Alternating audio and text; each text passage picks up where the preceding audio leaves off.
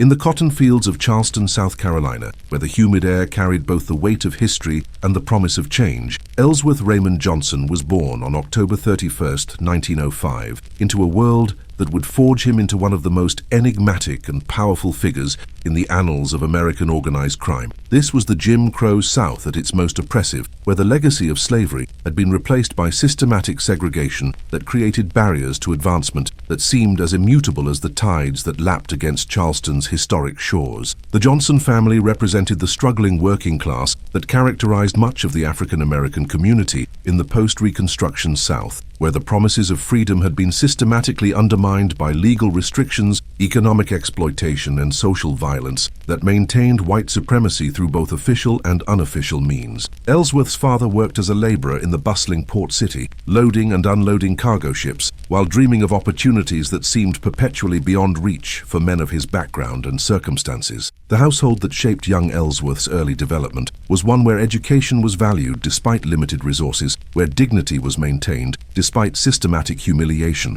and where survival required both intelligence and adaptability in navigating a social system designed to limit African American aspirations. His mother, a woman of remarkable strength and determination, worked as a domestic servant for white families while also managing the complex tasks required for raising children in an environment where legitimate opportunities for advancement were severely restricted. The educational opportunities available to African American children in Charleston during the early 20th century were deliberately limited by both legal segregation and economic necessity, as families struggling for basic survival often found that children's labor was more immediately valuable than their academic development. The schools designated for black children were underfunded, overcrowded, and equipped with materials discarded by white institutions, creating environments where academic achievement was challenging despite the intelligence and determination of both students and teachers. Young Ellsworth's academic performance was complicated by his restless intelligence and growing awareness that formal education alone would not be sufficient for overcoming the systematic barriers that defined African American life in the South. His teachers noted his quick wit and natural leadership abilities, observing how other children gravitated toward him during both academic and social activities, but they also documented a tendency toward defiance and impatience with authority that suggested his attention was being drawn toward alternative sources of knowledge and opportunity. The cultural environment of Charleston during Ellsworth's childhood was characterized by a complex relationship between African American resilience and white supremacist oppression, as the community had developed sophisticated systems of mutual support, cultural expression, and economic cooperation that operated largely independently of white institutions, while also navigating the constant threat of violence and legal persecution that could be triggered by any perceived challenge to racial hierarchy. The migration patterns that were beginning to transform American demographics during the early 20th century created both opportunities and pressures for Southern African American families, as stories of better conditions in northern cities filtered back to communities that were struggling with economic depression, political disenfranchisement, and social violence that seemed to offer little hope for improvement within the existing system. The decision to leave Charleston that the Johnson family made in the early 1920s was precipitated by a combination of economic necessity and the recognition that remaining in the South would likely condemn their children to lives of limited opportunity and perpetual subordination. The journey northward represented not merely geographic movement, but a fundamental rejection of the limitations that Southern society sought to impose, while also embracing the uncertain but potentially transformative possibilities that urban life in New York might provide. The arrival in Harlem during the height of the Harlem Renaissance placed young Ellsworth in the heart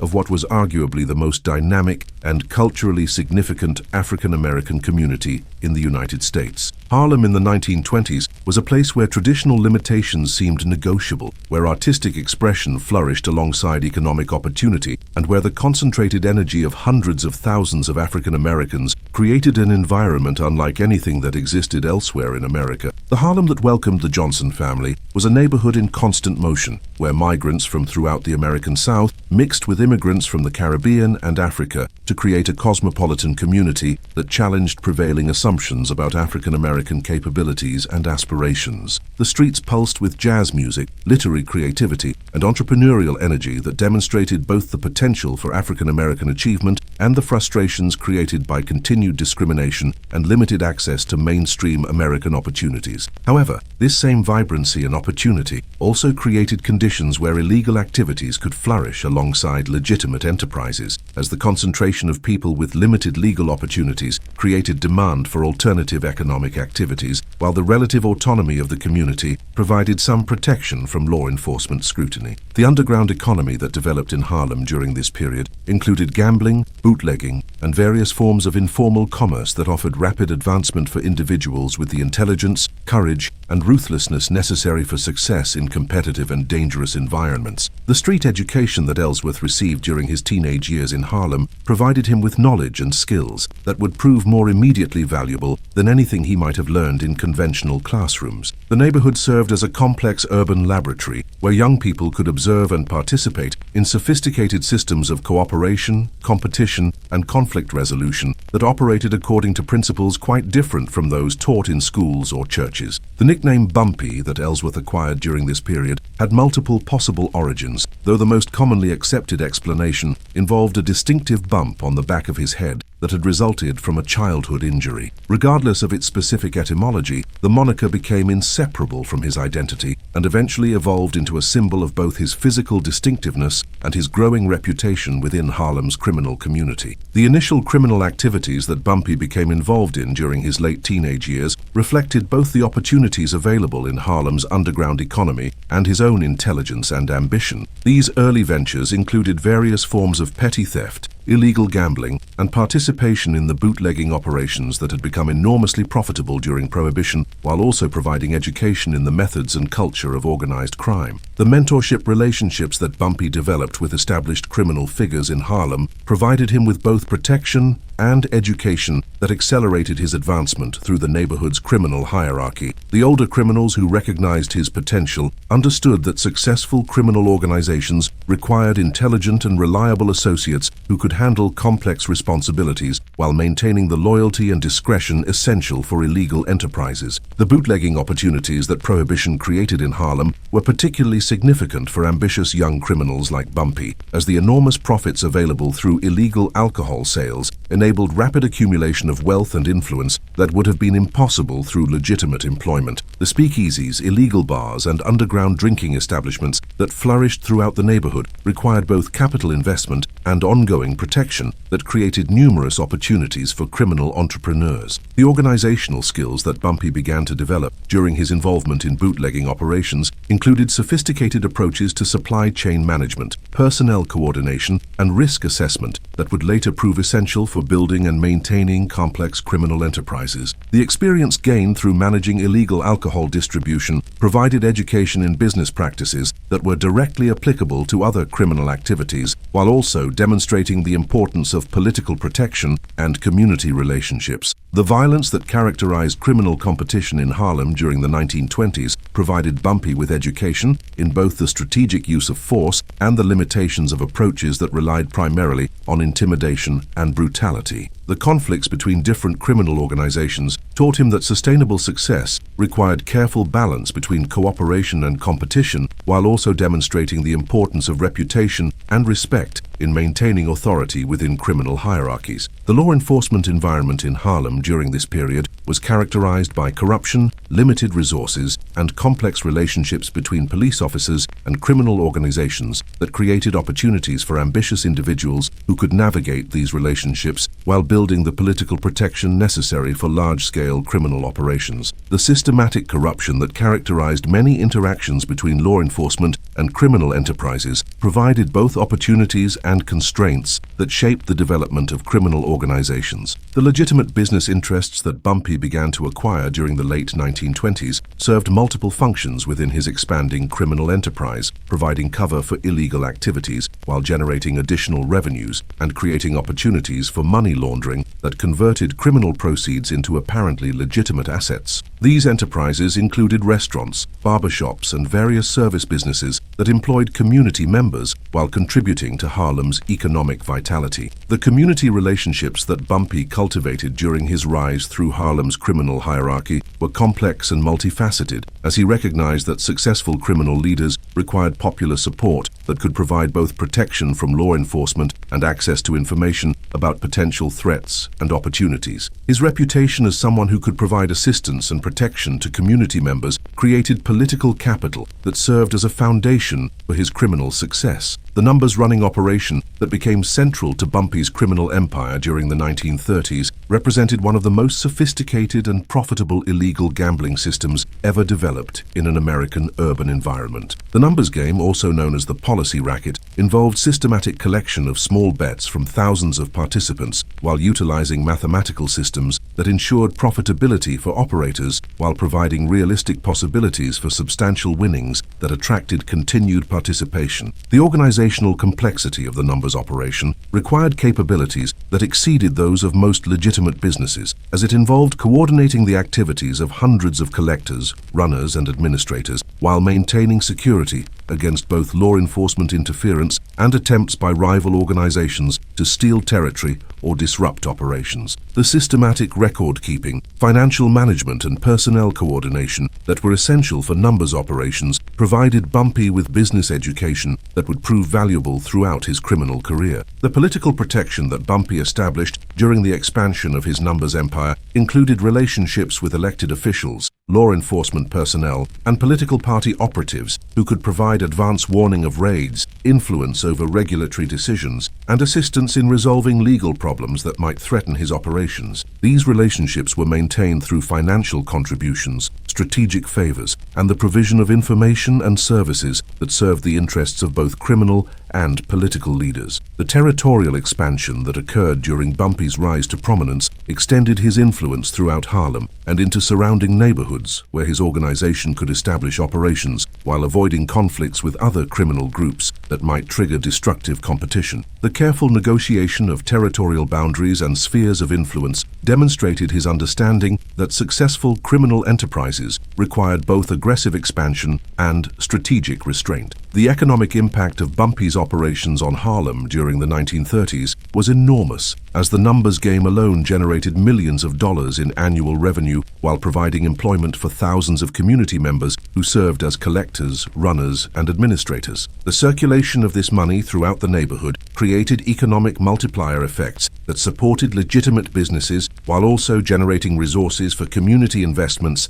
and charitable activities. The cultural influence that Bumpy began to exercise during this period extended beyond his immediate criminal activities to encompass broader impacts on community attitudes, social relationships, and economic opportunities that affected residents who had no direct involvement in illegal activities. His success demonstrated possibilities for African American achievement that challenged prevailing assumptions about racial limitations while also providing alternative models of leadership and authority. The intellectual development that Bumpy pursued during his criminal career was remarkable for its breadth and sophistication, as he became an voracious reader who studied history, philosophy, literature, and current events, while also cultivating relationships with artists, writers, and intellectuals who were attracted by both his success and his genuine interest in ideas and culture. This intellectual curiosity distinguished him from many criminal leaders, while also providing him with perspectives that enhanced his strategic thinking and leadership capabilities. The family relationships that Bumpy maintained throughout his criminal career were complex and sometimes contradictory, as his success enabled him to provide financial support and protection for relatives, while also creating dangers and complications that affected everyone associated with his name. His ability to compartmentalize his criminal activities while maintaining normal family relationships required careful management of his public and private identities.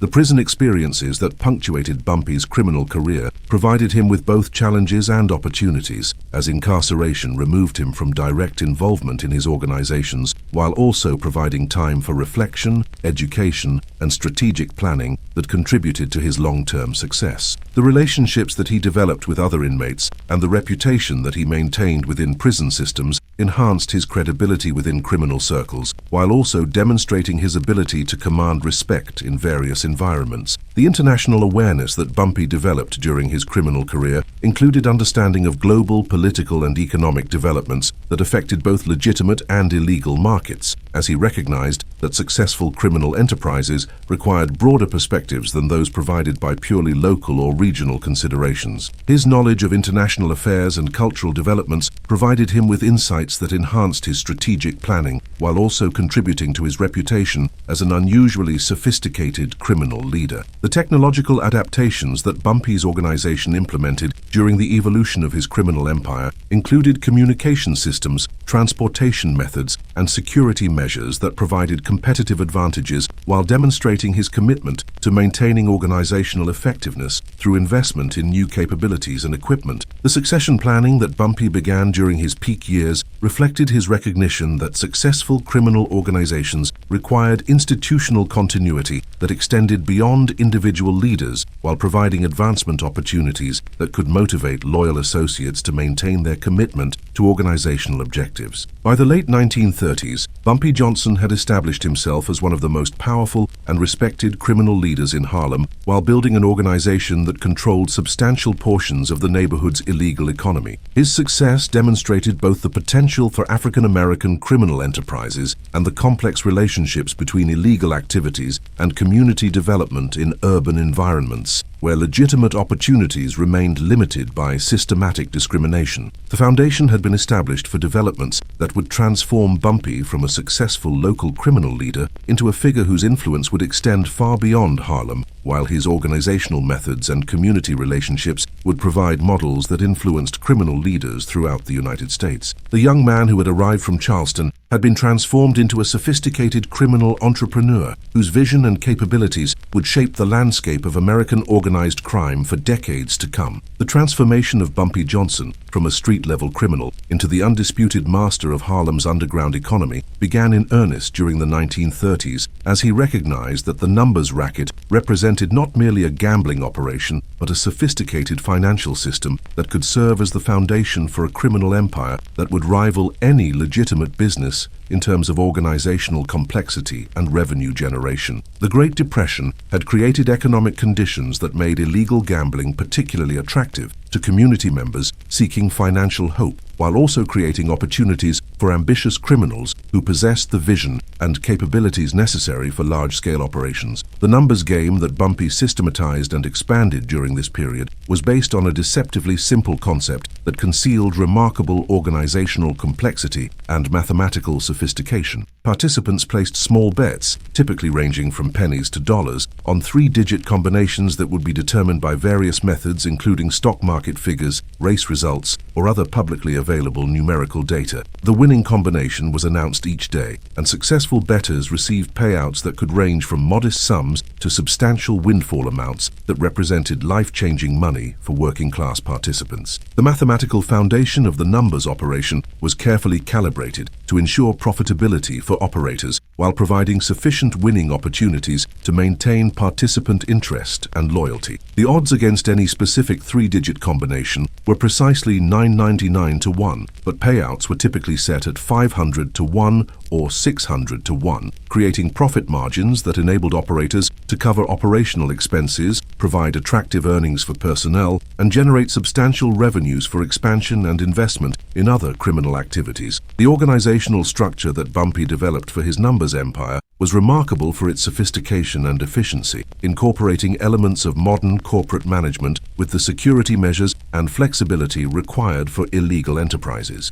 The operation employed hundreds of individuals in various capacities, from street-level runners who collected bets from neighborhood participants to high-level coordinators who managed territorial operations and maintained relationships with political and law enforcement officials who provided protection. The hierarchy that governed Bumpy's numbers organization included multiple levels of authority and responsibility, with clear chains of command that enabled effective coordination of complex operations while also providing security against law enforcement penetration. The street-level runners who collected bets and delivered winnings operated under the supervision of controllers who managed specific territories and were responsible for ensuring that collections were accurate, secure, and profitable. The controllers reported to district managers who oversaw larger geographic areas and coordinated activities between different neighborhoods, while also serving as intermediaries between street-level operations and the senior leadership that made strategic decisions about expansion, territorial negotiations, and responses to law enforcement pressure. This hierarchical structure provided both operational efficiency and security, as information and authority were compartmentalized to limit the damage that could result from the arrest or defection of individual personnel. The financial management systems that Bumpy implemented for his numbers operation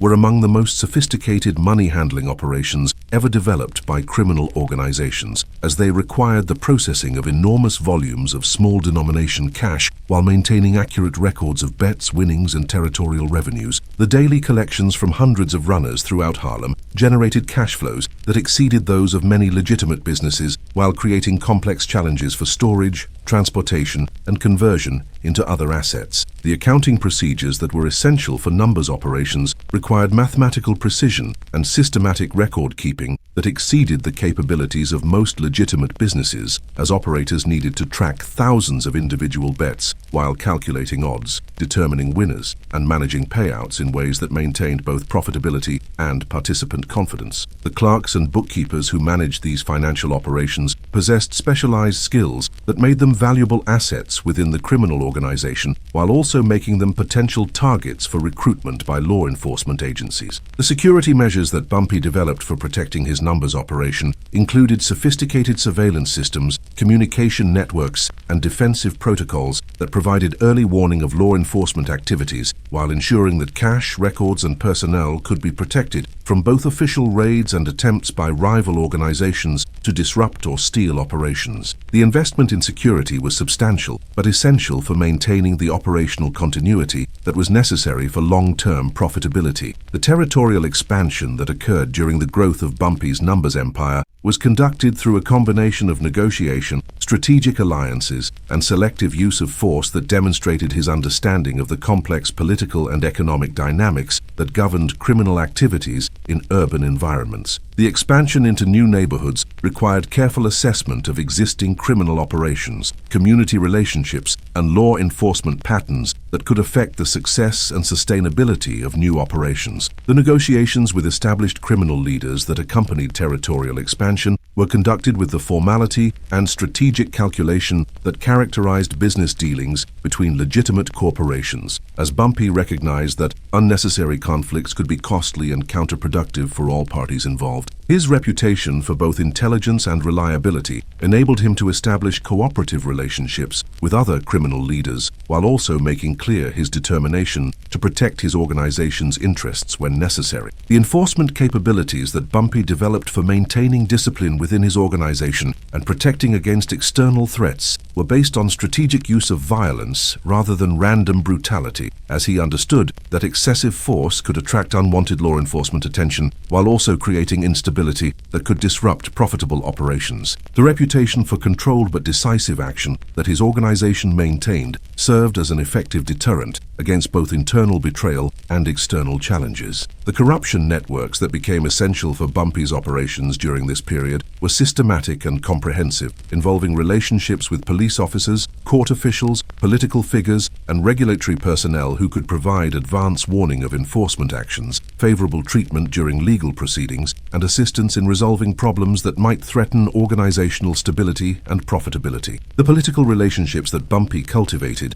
extended beyond simple corruption to encompass strategic alliances with elected officials and party operatives who could provide protection through policy decisions, budget allocations, and enforcement priorities that served criminal interests while also advancing legitimate political objectives. These relationships were maintained through financial contributions, strategic information, and mutual favors that created dependencies beneficial to both criminal and political leaders. The community integration that became a hallmark of Bumpy's approach to criminal leadership reflected his understanding that successful illegal enterprises required popular support that could provide both protection from law enforcement and access to information about potential threats and opportunities. His numbers operation provided employment for thousands of Harlem residents, while also generating economic activity that supported legitimate businesses throughout the neighborhood. The economic impact of Bumpy's numbers operation on Harlem during the 1930s and 1940s was profound and multifaceted, as the millions of dollars that circulated through the system created employment opportunities, supported local businesses, and provided capital for community investments that might not have been available through legitimate channels. The numbers game served as an informal banking system that enabled small-scale savings and investment, while also providing opportunities for financial advancement that were largely unavailable through mainstream financial institutions. The social services that Bumpy provided through his criminal organization included assistance with legal problems, financial emergencies,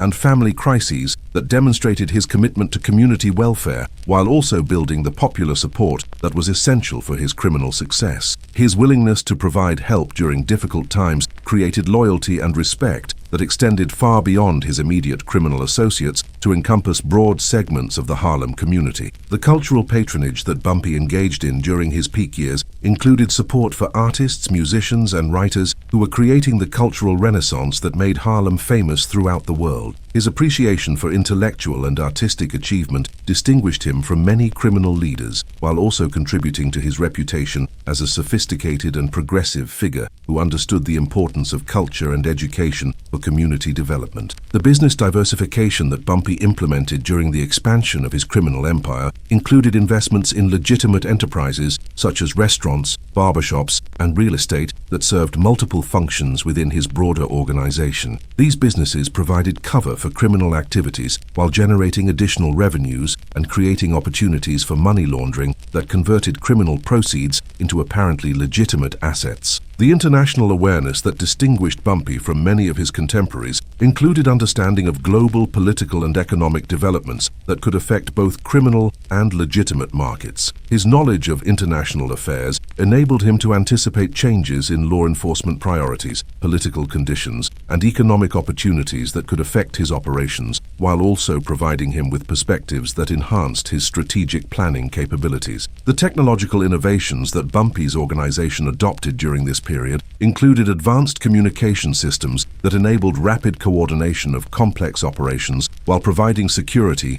against law enforcement surveillance. The investment in communication technology reflected his understanding that successful criminal enterprises required information advantages that could provide early warning of threats while enabling rapid response to changing conditions. The personnel management systems that Bumpy developed for his expanding organization included sophisticated recruitment, training, and advancement procedures that ensured operations were staffed with competent and loyal individuals while also providing career opportunities that could motivate continued service and discourage defection to rival organizations or cooperation with law enforcement agencies. The legal defense capabilities that became increasingly important as Bumpy's profile grew included relationships with prominent attorneys who specialized in criminal law and possessed the expertise necessary for defending against the prosecution strategies that government agencies were developing specifically to combat organized crime. The investment in legal representation was substantial but essential for maintaining operational freedom and protecting key personnel from lengthy prison sentences. The intelligence operations that Bumpy developed during this period provided early warning of law enforcement activities while gathering information about rival criminal organizations and potential business opportunities that could affect his strategic planning. These intelligence networks included sources within government agencies, competing criminal organizations, and legitimate businesses that provided valuable information for both defensive and offensive strategic planning. The succession planning that Bumpy began during his peak years reflected his recognition that criminal organizations required institutional continuity that extended beyond individual leaders while providing advancement opportunities that could motivate ambitious associates to maintain their commitment to organizational objectives. The development of lieutenants and potential successors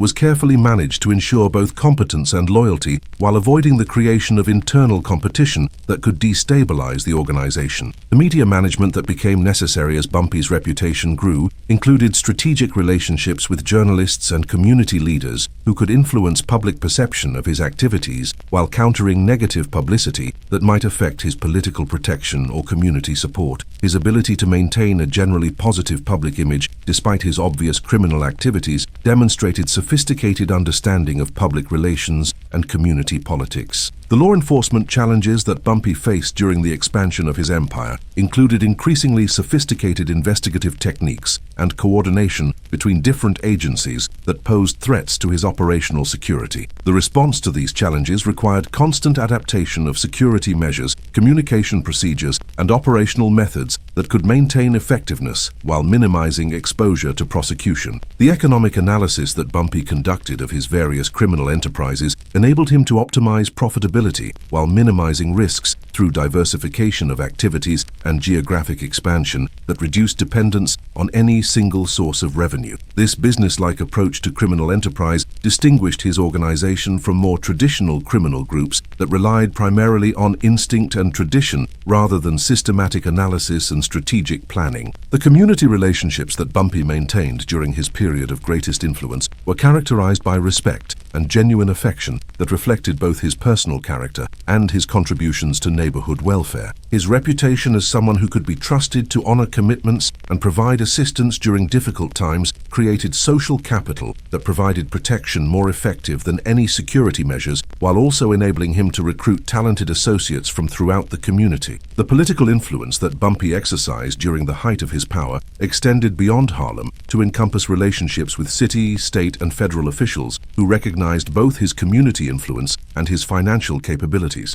This political network provided protection against enforcement actions while also enabling him to influence policy decisions that affected his operations and the broader African-American community. The financial sophistication that characterized Bumpy's criminal operations during this period included complex money laundering schemes, investment strategies, and asset protection measures that converted criminal proceeds into legitimate wealth while minimizing exposure to asset forfeiture and tax investigations. These financial operations required expertise that exceeded that possessed by most legitimate businesses, while demonstrating the potential for criminal organizations to develop sophisticated business capabilities. The organizational culture that Bumpy established within his criminal empire emphasized professionalism, loyalty, and community responsibility that distinguished his operations from more traditional criminal groups that relied primarily on fear and intimidation. This culture attracted talented individuals who might not have been willing to work for more brutal criminal leaders, while also creating internal stability that enabled long-term strategic planning and operational effectiveness. The competitive advantages that Bumpy's organization possessed over rival criminal groups included superior community relationships, more sophisticated operational methods, and better political protection that enabled expansion and consolidation of market share while maintaining profitability and operational security. These advantages were carefully developed and maintained through strategic investments and relationship management that required constant attention and resources. The historical significance of Bumpy's numbers empire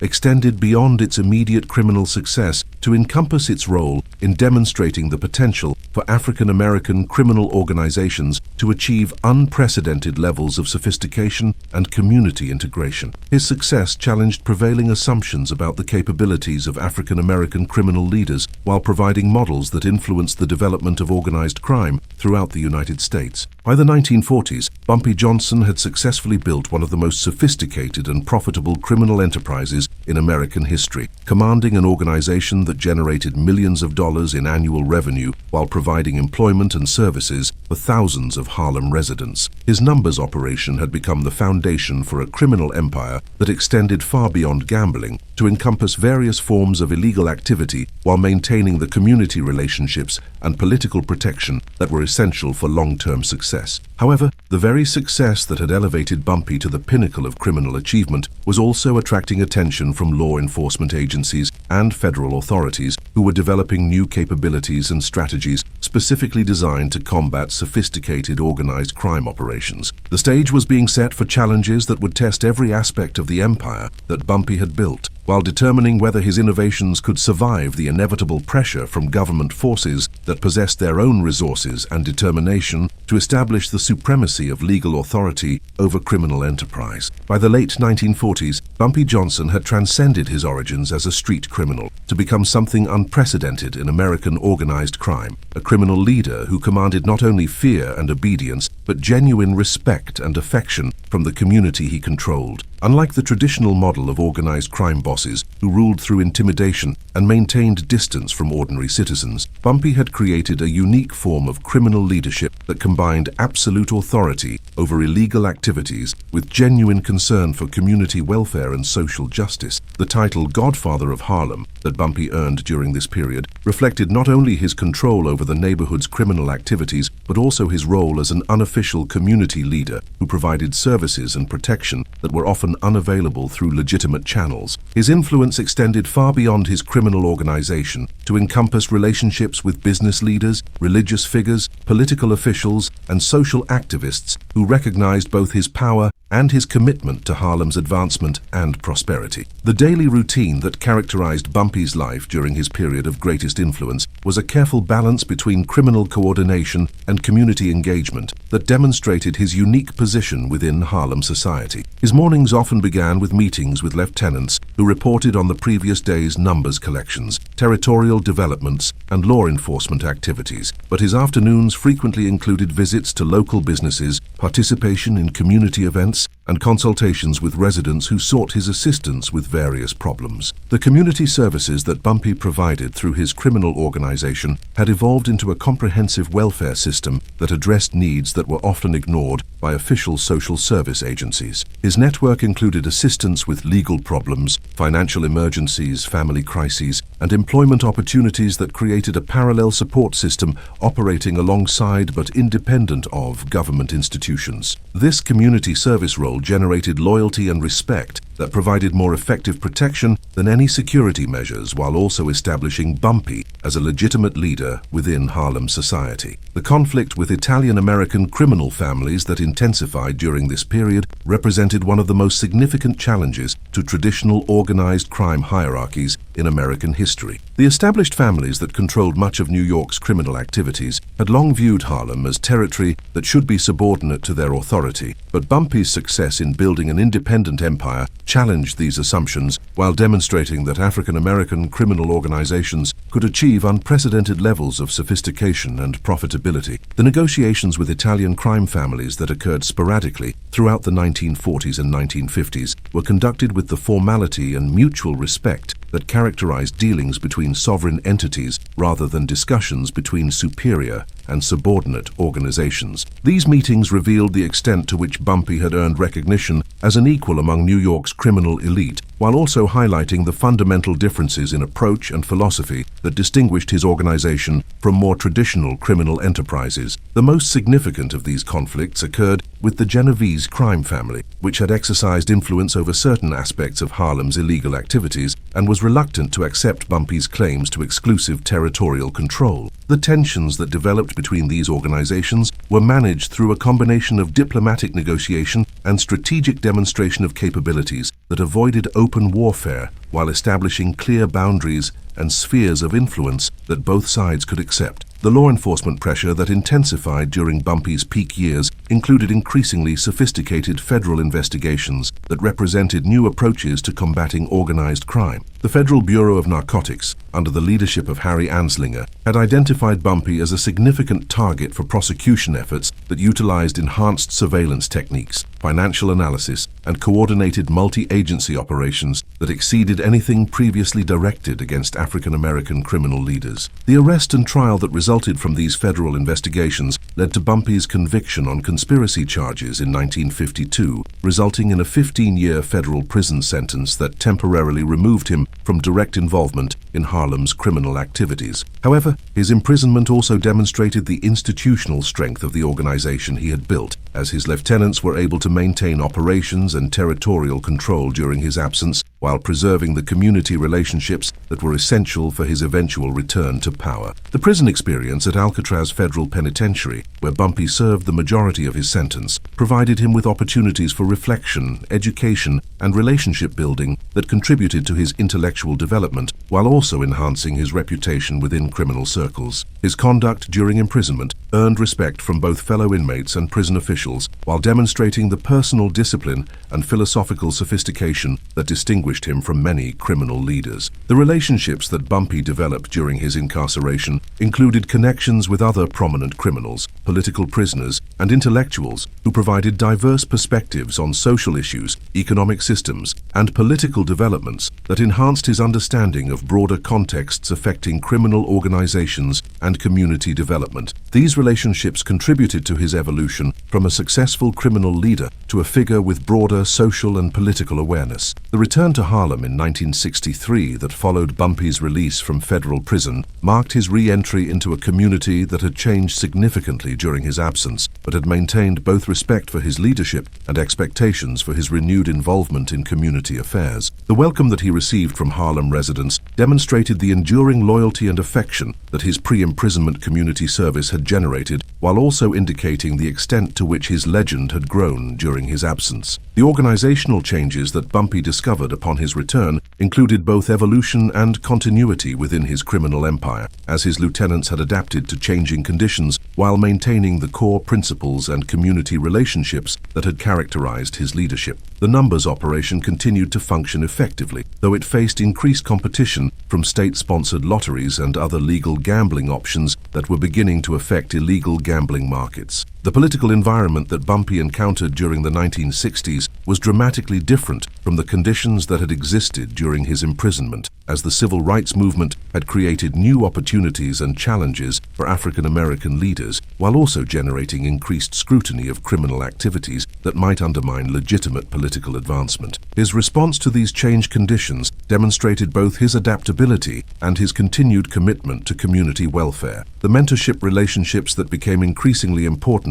during Bumpy's later years included his guidance of younger criminal figures such as Frank Lucas, who would later build upon the organizational innovations and community relationship strategies that Bumpy had pioneered. These mentorship activities reflected both his recognition that criminal organizations required continuity and succession planning and his genuine interest in developing the next generation of African American criminal leadership. The legitimate business interests that Bumpy expanded during his final years included increased investment in real estate, restaurants, and other enterprises that provided both cover for continued criminal activities and genuine contributions to Harlem's economic development. These investments reflected his understanding that successful criminal leaders needed to diversify their activities while also contributing to community prosperity through legitimate means. The intellectual pursuits that characterized Bumpy's later years included continued reading, study, and discussion of historical, political, and social issues that demonstrated his evolution into a figure whose interests extended far beyond immediate criminal concerns. His reputation for intelligence and cultural sophistication attracted relationships with writers, journalists, and academics who were interested in his perspectives on crime, community development, and social change. The family relationships that provided personal anchoring throughout Bumpy's criminal career became increasingly important during his later years, as his wife Mamie and other family members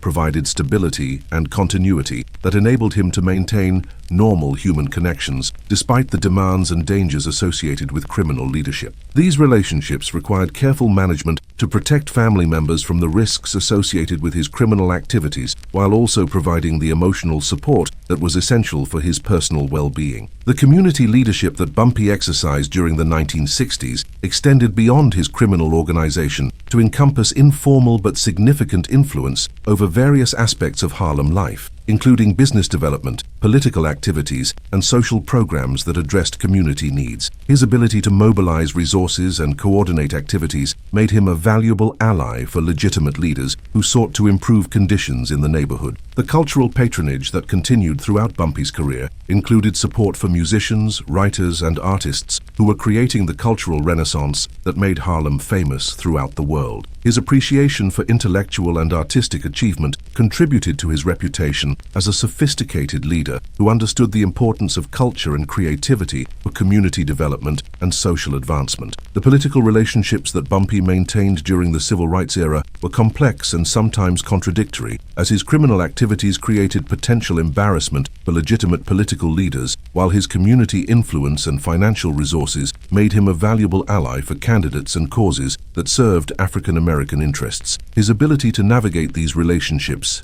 demonstrated sophisticated understanding of political dynamics and strategic thinking. The law enforcement challenges that continued throughout Bumpy's later years included persistent federal surveillance and periodic investigations that reflected ongoing government interest in his activities, while also demonstrating the difficulties associated with prosecuting criminal leaders who maintained strong community support and sophisticated security measures. The resources devoted to monitoring his activities indicated both his continued significance as a criminal leader and the respect that law enforcement agencies accorded his capabilities. The territorial management that remained essential throughout Bumpy's career required ongoing attention to relationships with other criminal organizations, resolution of disputes between different factions within his own organization, and adaptation to changing economic conditions that affected illegal gambling and other criminal markets. His success in maintaining territorial control, despite various challenges, demonstrated both his strategic capabilities and the loyalty of his organization. The economic impact of Bumpy's activities during his final years continued to be substantial, though it was increasingly supplemented by legitimate investments and community development projects that reflected his evolving vision of criminal leadership as a pathway toward broader social and economic advancement for African Americans. This evolution demonstrated both personal growth and strategic adaptation to changing social conditions. The security measures that remained necessary throughout Bumpy's career were constantly updated and refined to address new threats from rival criminal organizations, law enforcement agencies, and internal challenges that could affect organizational stability. The investment in security was substantial but essential for maintaining the operational freedom and personal safety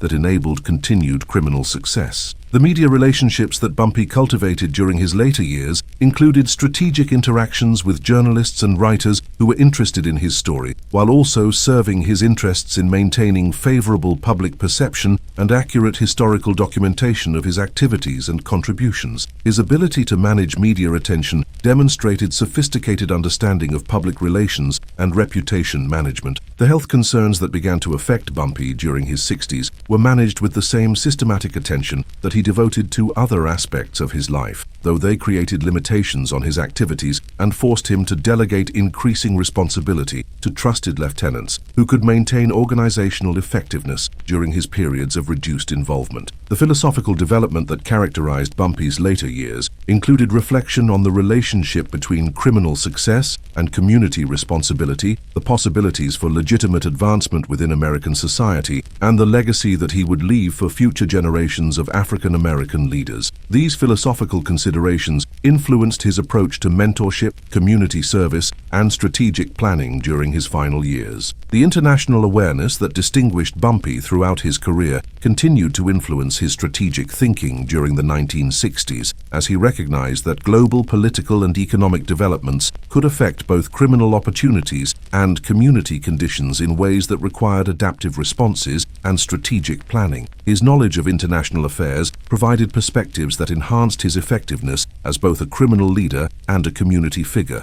The organizational innovations that Bumpy continued to implement during his later years included adaptation to new technologies, changing market conditions, and evolving law enforcement capabilities that required constant updating of methods and procedures. His commitment to organizational excellence and adaptation demonstrated the forward-thinking approach that had enabled his long-term success. The community recognition that Bumpy received during his final years included both formal and informal acknowledgement of his contributions to Harlem's development and his role in providing services and protection that had been essential for community survival and advancement. This recognition reflected both genuine appreciation for his efforts and understanding of the complex relationship between criminal activities and community welfare. The succession planning that became increasingly important during Bumpy's later years involved careful preparation of lieutenants and potential successors who could maintain organizational effectiveness and community relationships after his eventual retirement or death. This planning reflected both his strategic thinking and his commitment to ensuring continuity of the services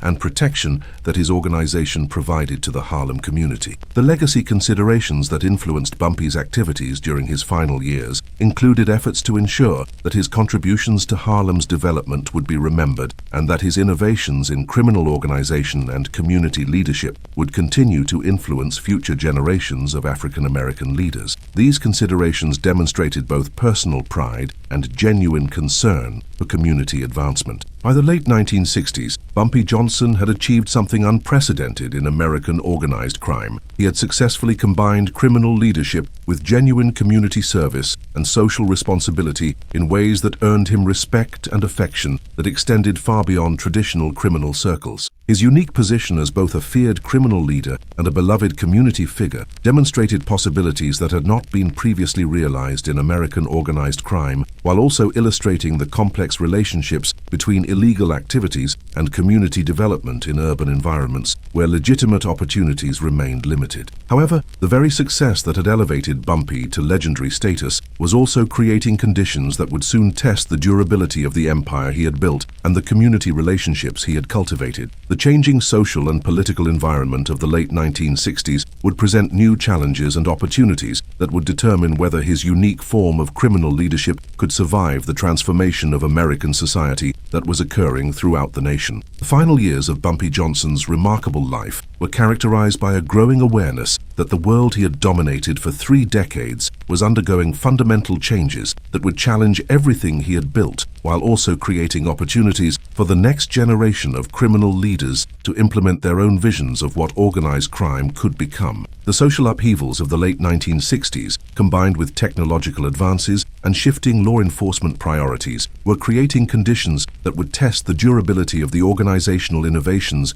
and community relationships that had made him the most respected criminal leader in African American history. The health challenges that began to affect Bumpy during his mid-60s were initially subtle, but gradually became more pronounced, as the accumulated stresses of 4 decades in criminal leadership took their toll on both his physical condition and his energy for the complex demands of managing a criminal empire while maintaining extensive community relationships. The heart problems that would eventually claim his life began to manifest through periodic episodes of chest pain and shortness of breath that forced him to delegate increasing responsibility to trusted lieutenants while also prompting reflection on his legacy and succession planning. The organizational changes that Bumpy implemented during these final years reflected both his recognition of his physical limitations and his strategic understanding that successful criminal enterprises required institutional structures that could survive changes in leadership. The systematic delegation of authority that he orchestrated was designed to maintain operational effectiveness while preparing his organization for the transition that would eventually be required by his retirement or death. The mentorship of Frank Lucas that became increasingly important during this period represented Bumpy's most significant investment in the future of African American organized crime, as he recognized in the ambitious young man from North Carolina the intelligence, determination, and vision that would be necessary for maintaining and expanding the criminal empire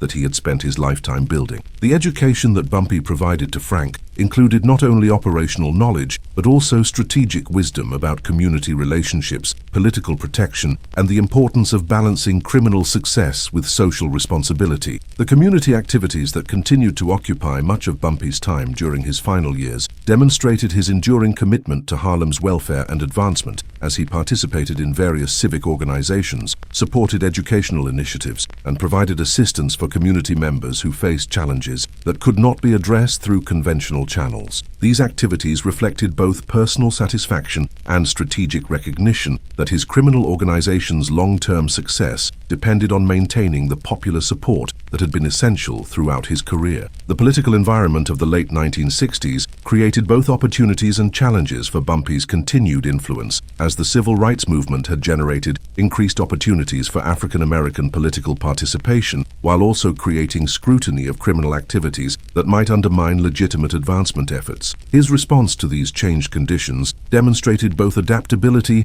and continued commitment to community advancement through whatever means proved most effective. The law enforcement pressure that intensified during this period included federal investigations that utilized new surveillance technologies and analytical techniques specifically designed to combat sophisticated criminal organizations that possessed extensive community support and political protection. The resources devoted to monitoring Bumpy's activities indicated both his continued significance as a criminal target and the respect that federal agencies accorded his capabilities and influence. The international awareness that had always characterized Bumpy's strategic thinking became particularly relevant during the late 1960s as global political developments and changing patterns of international commerce created new opportunities for criminal enterprises while also generating enhanced law enforcement cooperation that posed threats to traditional criminal operations. His understanding of these broader contexts enabled him to provide valuable guidance for associates who were planning operations that extended beyond traditional territorial boundaries. The legitimate business interests that Bumpy continued to expand during his final years included increased investment in real estate development, restaurant operations, and various service enterprises that provided both cover for criminal activities and genuine contributions to Harlem's economic vitality. These investments reflected his vision of criminal success as a pathway toward broader community development and social advancement that could benefit future generations. The cultural influence that Bumpy exercised during his final years included continued support for artists, musicians, and writers who were documenting and celebrating African American culture, while also creating works that would influence national and international perceptions of the African American experience. His appreciation for intellectual and artistic achievement had become legendary within Harlem's cultural community, while also contributing to his reputation as a uniquely sophisticated criminal leader. The family relationships that provided emotional anchoring throughout Bumpy's criminal career remained central to his personal life during his final years, as his marriage to Mamie and his relationships with other family members provided stability and normalcy that enabled him to maintain human connections, despite the isolation that often accompanied criminal leadership.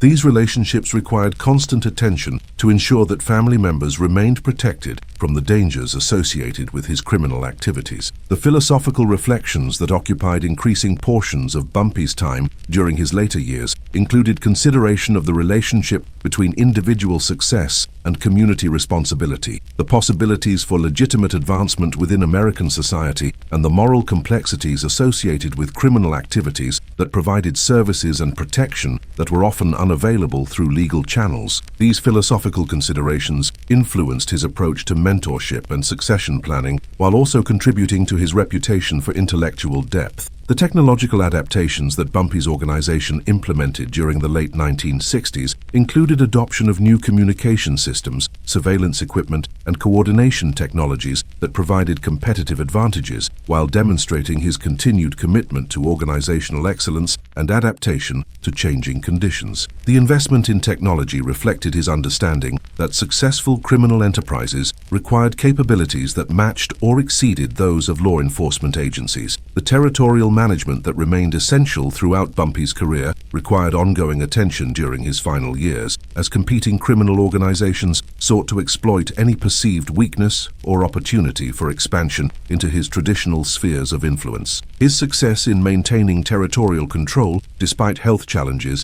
and increased law enforcement pressure, demonstrated both the loyalty of his organization and the effectiveness of the institutional structures he had created. The economic impact of Bumpy's activities during his final years continued to be substantial for the Harlem community, as his various enterprises provided employment opportunities, business relationships, and financial services that contributed to neighborhood stability and prosperity. The circulation of money through his operations created economic multiplier effects that supported legitimate businesses while also generating resources for community investments and charitable activities. The media attention that Bumpy attracted during his final years reflected both continued public fascination with his unique position as a criminal leader who commanded genuine respect and affection from his community and recognition of his historical significance as a figure who had challenged traditional assumptions about the relationship between criminal activities and community leadership. The journalists and writers who sought interviews and information from him were often surprised by his intelligence, cultural sophistication, and genuine concern for social issues. The succession planning that became increasingly urgent during Bumpy's declining health involved careful evaluation of potential successors who possessed both the operational competence and community credibility that would be necessary for maintaining his organization's effectiveness and social position. The complexity of this planning reflected both the sophisticated nature of his criminal empire and the unique requirements associated with maintaining the community relationships that had been central to his success. The legacy considerations that influenced Bumpy's decisions during his final years included efforts to ensure that his contributions to African American advancement and community development would be remembered and appreciated by future generations. His recognition that his criminal activities had been motivated by broader social objectives led him to seek ways of documenting and preserving the lessons that could be drawn from his experiences. The community recognition that Bumpy received during his final years included both formal acknowledgments from civic organizations and informal expressions of gratitude from residents who had benefited from his assistance and protection over the decades. This recognition reflected genuine appreciation for his contributions, while also demonstrating the complex relationship between criminal leadership and community welfare in environments where legitimate opportunities remained limited. The health decline that accelerated during 1968 included increasing frequency and severity of cardiac episodes that limited Bumpy's activities, while also creating anxiety within his organization about the future of their leadership and community relationships. The medical attention that he received reflected both the resources available through his criminal success and the genuine concern of community members who recognized his importance to Harlem's stability and prosperity. The final day of Bumpy Johnson's life, July 7, 1968, began like many others during his later years, with morning meetings with associates, review of organizational activities, and attention to community matters that required his input or assistance. The heart attack that claimed his life occurred while he was dining at Wells Restaurant, a Harlem establishment that he had frequented for years and where he was well known and respected by both staff and patrons. The immediate response to news of Bumpy's death demonstrated the extraordinary position he had occupied within Harlem society, as word of his passing spread rapidly throughout the neighborhood and generated expressions of grief and loss that were typically reserved for beloved political leaders or cultural figures rather than criminal bosses. The spontaneous gatherings that formed outside his residence and other significant locations reflected both personal affection and recognition of the end of an era in Harlem history. The funeral arrangements that were made for Bumpy reflected both his family's desire for dignity and privacy and the community's need to express their respect and gratitude for his contributions to their welfare and advancement. The services held at Abyssinian Baptist Church attracted hundreds of mourners who represented every segment of Harlem society, from street-level criminals to prominent business leaders and political figures who recognized his significance as a community leader. The media coverage of Bumpy's death and funeral provided national attention to his unique position in American organized crime, while also generating discussions about the complex relationships between criminal activities and community development in urban environments, where legitimate opportunities remained limited by systematic discrimination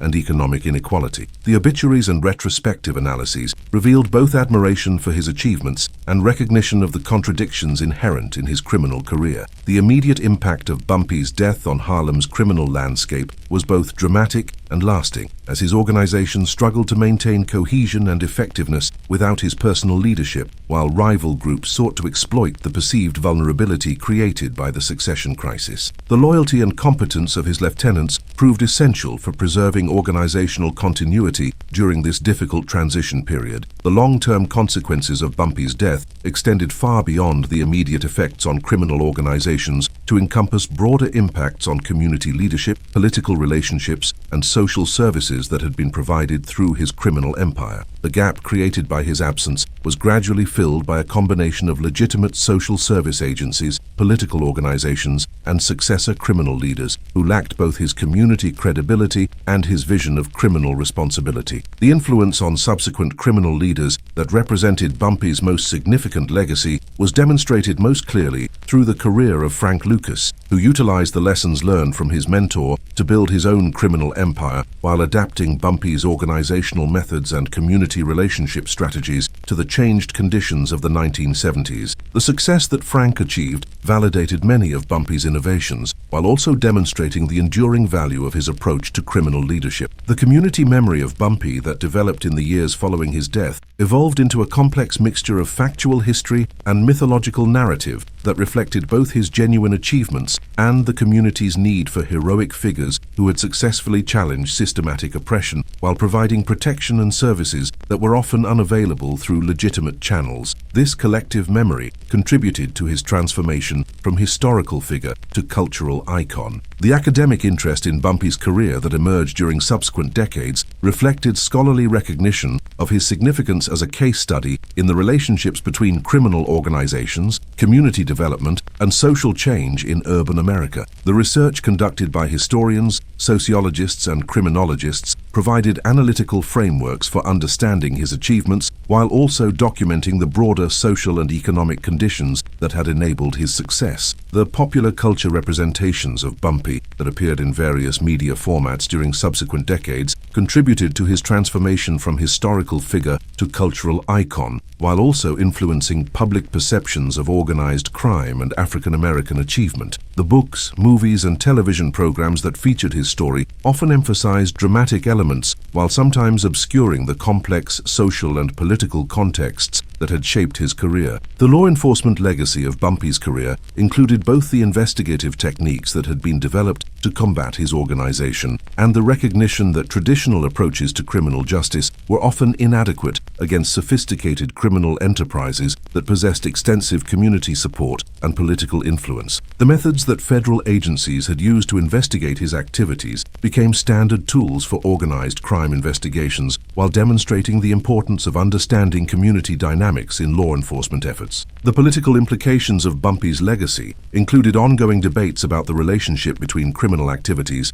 and community development, the effectiveness of law enforcement approaches that focus primarily on punishment rather than addressing underlying social conditions, and the potential for criminal organizations to provide services that legitimate institutions had failed to deliver. These discussions influenced policy debates about criminal justice, urban development, and social service delivery that continued for decades after his death. The international influence of Bumpy's organizational innovations extended beyond American organized crime to affect criminal enterprises in other countries, where similar social and economic conditions created opportunities for criminal leaders who possessed vision, intelligence, and community connections. The principles and methods that he had developed were studied and adapted by criminal organizations throughout the world, while demonstrating the global significance of his contributions to criminal organization and community leadership. The cultural impact of Bumpy's story on African American identity and aspirations was profound and lasting, as his success in building an independent criminal empire while maintaining community respect provided an alternative narrative of achievement and resistance that resonated with communities that continued to face systematic discrimination and limited opportunities for legitimate advancement. His example demonstrated possibilities that had not been previously realized, while also illustrating the complex moral choices that individuals might face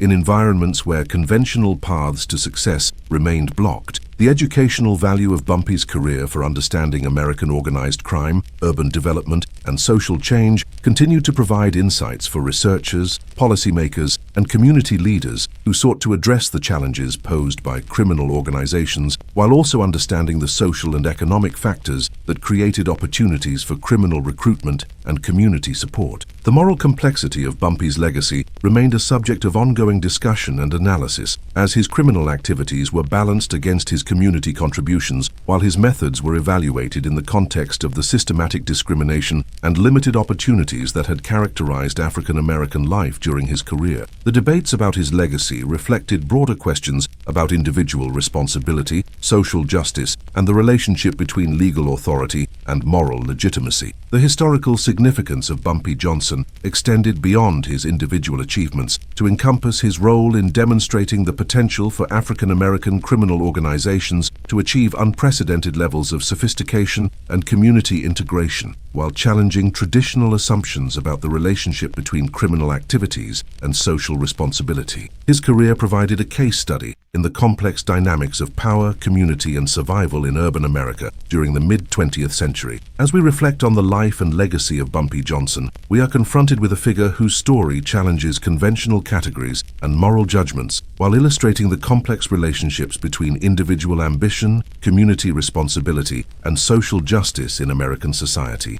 His transformation from a street criminal into a beloved community leader who happened to operate outside legal boundaries provides insights into the factors that shape criminal careers while also demonstrating the potential for individuals to transcend their circumstances through intelligence, determination, and genuine concern for others. The lessons that emerge from Bumpy's remarkable career include both the importance of understanding the social and economic conditions that create opportunities for criminal organizations and the recognition that effective responses to organized crime must address underlying community needs and systemic inequalities that legitimate institutions have failed to resolve. His story serves as both a cautionary tale about the ultimate limitations of criminal solutions to social problems and an illustration of the extraordinary achievements that are possible when individual talent is combined with community commitment and strategic vision. The enduring fascination with Bumpy Johnson's life and career reflects not only the dramatic nature of his achievements, but also the broader American interest in figures who have successfully challenged established hierarchies while building alternative sources of power and influence. His unique position as both a feared criminal leader and a beloved community figure continues to generate discussion and analysis that contributes to our understanding of crime, community, and social change in American society. For those who have followed this examination of one of America's most complex and influential criminal leaders, we hope this exploration has provided insights into the factors that enable the emergence of sophisticated criminal organizations and the lasting impact that individual leadership can have on both criminal enterprises and legitimate community development. If you have found this deep dive into the life and legacy of Bumpy Johnson compelling, we invite you to subscribe to Sleep Crime, where we continue to explore the most significant criminal cases and historical developments that have shaped our understanding of crime, justice, and the complex relationships between individual ambition and community responsibility in modern society.